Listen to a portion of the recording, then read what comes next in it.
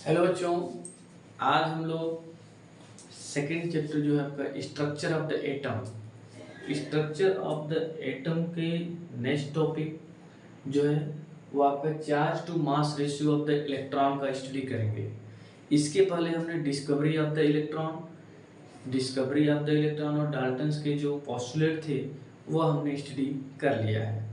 अब यहाँ पर जो देखेंगे कि charge and mass ratio of the electron means E/m की वैल्यू किस तरीके से कैलकुलेट करते हैं और कौन से साइंटिस्ट ने इस पर वर्क किया था। देखते हैं चार्ज टू मास रेशियो। तो सबसे पहले इस पर जे थॉम्सन ने बताया चार्ज टू मास रेशियो का calculation.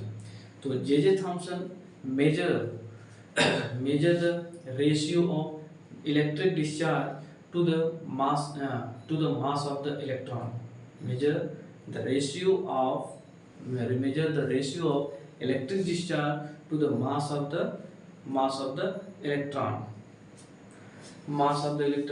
by using the cathode ray tube and applying the magnetic field and electric field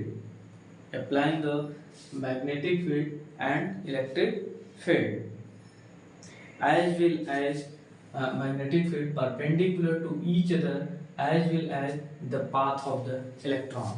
यह तीनों यहाँ पर इन्होंने क्या किया, मैग्नेटिक फील्ड, इलेक्ट्रिक फील्ड और ये पाथ ऑफ द इलेक्ट्रॉन तीनों परपेंडिकुलर करके वह कैलकुलेशन किए charge to mass of the electron.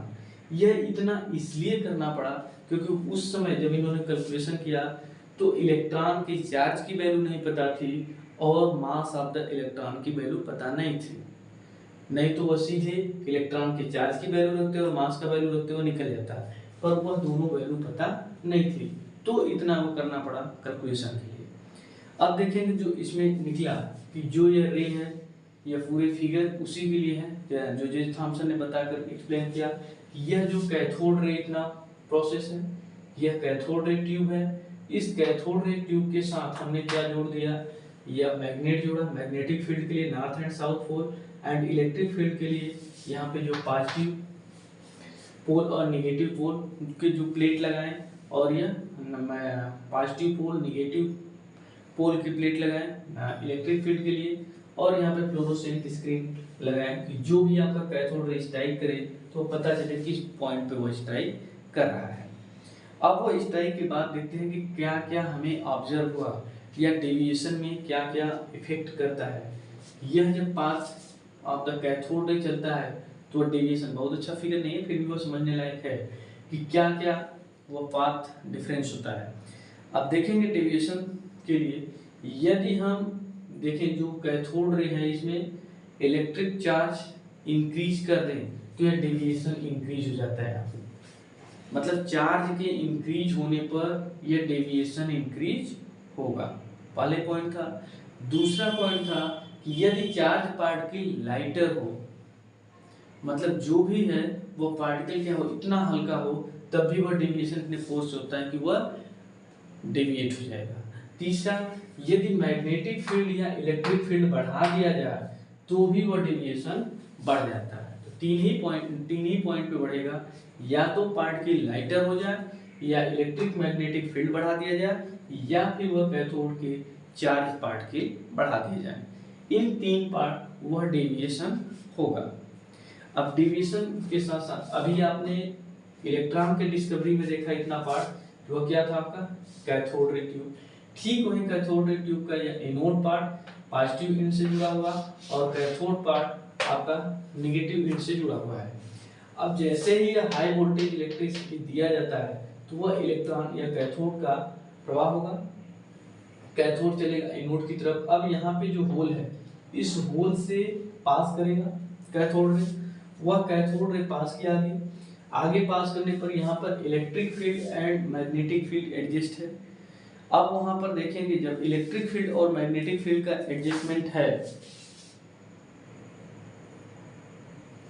Electric field magnetic field की एडजस्टमेंट में ये देखते हैं, यदि उसमें से पहले हम एक लगाते हैं मतलब मैग्नेटिक फील्ड हटा देते हैं, केवल इलेक्ट्रिक फील्ड लगा है तो पॉजिटिव वैल्यू है। कैथोड हमने डिस्कवरी ऑफ इलेक्ट्रॉन में पढ़ा कि इसका नेचर होता है नेगेटिव चार्ज। अब ये पॉजिटिव पर है तो वह टर्न ऊपर की तरफ करेगा, तो वह क्या होगा, धीरे धीरे इलेक्ट्रॉन का मूवमेंट करते हुए यहाँ पहुंचेगा। मतलब केवल यदि हम इलेक्ट्रिक फील्ड लगाते हैं तो वह इलेक्ट्रॉन स्ट्राइक करता है ए पॉइंट पर, इलेक्ट्रॉन या कैथोड रे स्ट्राइक कहाँ करता है, ए पॉइंट पर। यदि केवल हम मैग्नेटिक फील्ड लगाते हैं तो मैग्नेटिक फील्ड लगाते हैं तो वह इलेक्ट्रॉन या कैथोड रे स्ट्राइक करता है सी पॉइंट पर। अब देखेंगे यह दोनों एक दूसरे को परपेंडिकुलर लगाते हैं। यदि हमने ऐसे नॉर्थ एंड साउथ लगाया और ऊपर नीचे हमने इलेक्ट्रोड लगा दिया इलेक्ट्रिक फील्ड, और बीच में से जो आपका रे जा रहा है वह तीनों एक दूसरे के परपेंडिकुलर है। इसको इस तरीके से एडजस्ट किया जाए कि एक दूसरे को एडजस्ट करके वो पॉइंट बी पर आ जाए, मतलब एज ए नेग्लेक्ट हो जाए कि इसके इलेक्ट्रिक फील्ड मैग्नेटिक फील्ड को नेग्लेक्ट कर दे और कैथोड रे एकदम स्ट्रेट लाइन में चला जाए, कैथोड रे एकदम स्ट्रेट लाइन में चला जाए। मतलब जितना इलेक्ट्रिक फील्ड हो उतना मैग्नेटिक फील्ड हो तब तो वह स्ट्रेट लाइन में जाएगा, मतलब जिस तरह से बिना किसी इलेक्ट्रिक फील्ड के जाता है। अब वो जाके स्ट्राइक कहाँ किया, बी पॉइंट पे। ये फ्लोरोसेंट से ऑब्जर्व होगा कि वो स्ट्रेट हुआ।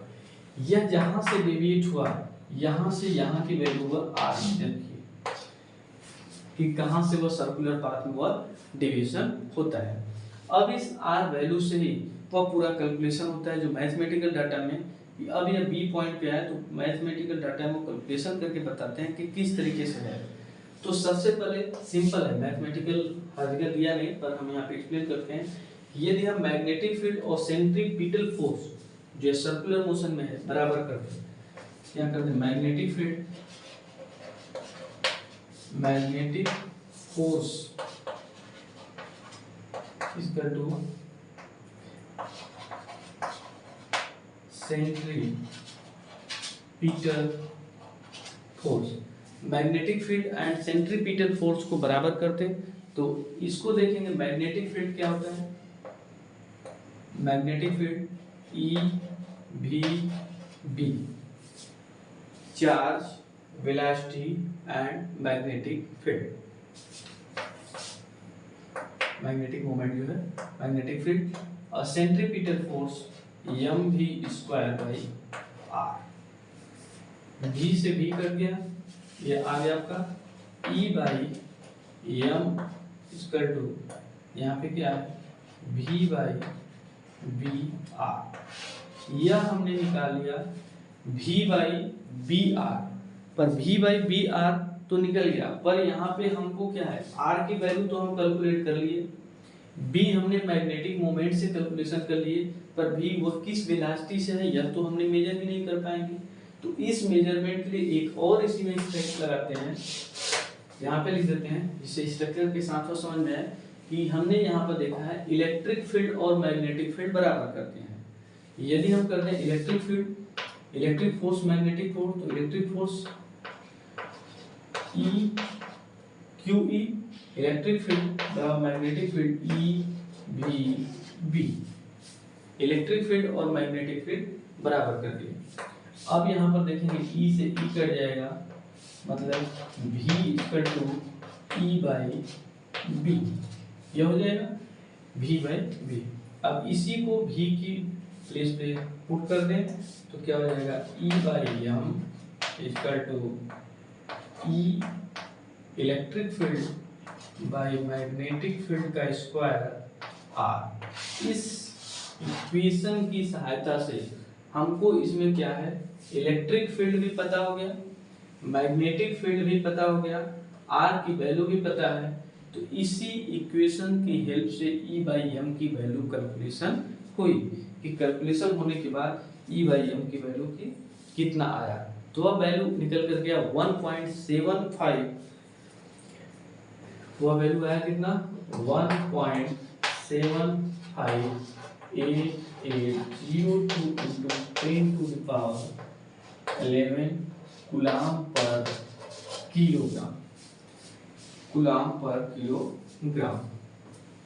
ये आया इतना, यही इतना कैलकुलेशन करने के लिए 1.758802 into 10 to the power 11 coulomb पर kilogram. Sir 882 into 10 to the power 11 coulomb पर किलोग्राम। ओके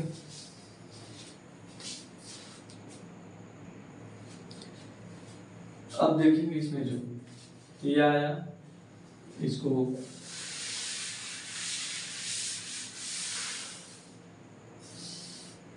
1.75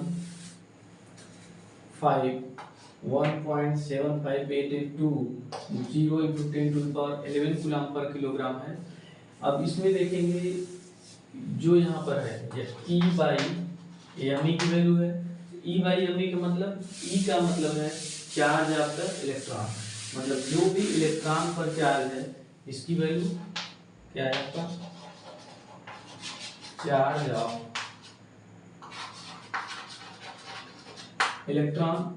और एम ई मीन्स क्या है आपका, मास ऑफ इलेक्ट्रॉन। यहाँ पे mass of the electron, sorry electron में mass of the electron and charge of the electron की वैल्यू वो कैलकुलेशन करके आया। अब चार्ज ऑफ द इलेक्ट्रॉन और mass of the electron ratio digit Thomson ने वो कैलकुलेशन किया। उसके बाद आया charge of electron, charge of electron, charge of electron की कैलकुलेशन इसके बाद हुई। चार्ज ऑफ इलेक्ट्रॉन किससे कैलकुलेशन किया गया, या आर ए मिलकर ने किया था, आर ए मिलकर ने आई drop experiment,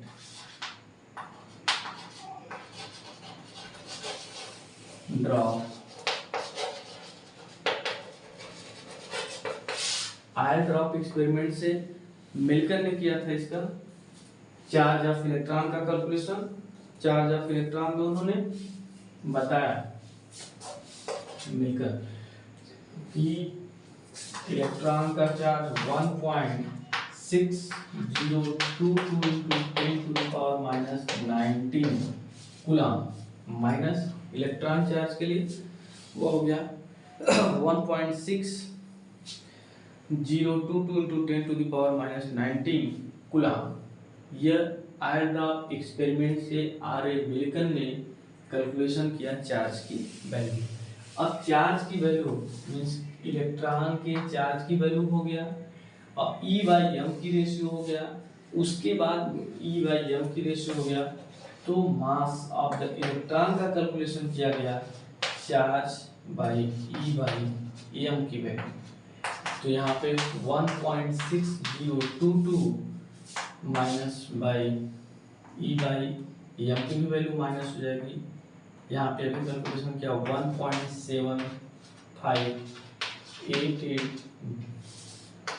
2 into 10 to the power minus 11 into 10 to the power minus 19 coulomb per kilogram. तो यह ऊपर जाएगा आपका के क्या हो जाता है 9.1 into 10 to the power minus 31 kilogram आ जाएगा। यही कट जाएगा मास of the electron, mass of the electron 9.1094 into 10 to the power minus 31 coulomb per kilogram वो आ जाता है मास। मतलब इलेक्ट्रॉन के चार्ज की वैल्यू, इलेक्ट्रॉन के मास की वैल्यू, E बाई एम की वैल्यू, यह तीनों कैलकुलेशन उसके बाद है। इस तरीके से पूरा कैलकुलेशन किया गया। अब है आपका प्रोटॉन के लिए।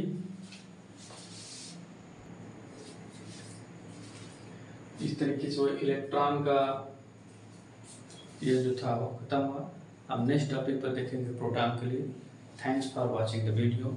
If you watch the first time then subscribe, like and share the video. Thanks for watching.